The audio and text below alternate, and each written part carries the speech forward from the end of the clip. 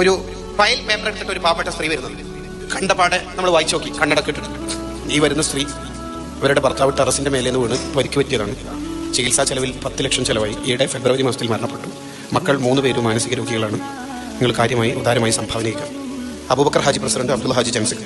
ഇത് വായിച്ചിട്ട് നമ്മളൊരു ഡയലോഗ്, തട്ടിപ്പണം തട്ടിപ്പണം കുറെ തട്ടിപ്പന്മാർ ഇറങ്ങിയ കാല വിശ്വാസം നോക്കിയാട്ടാ മോനെ 100 രൂപ ഉണ്ട്. ഇത് കൊടുക്കുമ്പോൾ ആ പെണ്ണുങ്ങളുടെ കണ്ണിൽ ഇങ്ങനെ വെള്ളം വീണ്ട് ഈ ചോദ്യം വേദനിച്ചുകൊണ്ട് ഈ 100-ന് നിങ്ങൾക്ക് തോന്നുന്നുണ്ടോ സ്വതക്കൻ്റെ കൂലിയിട്ടൊന്നും?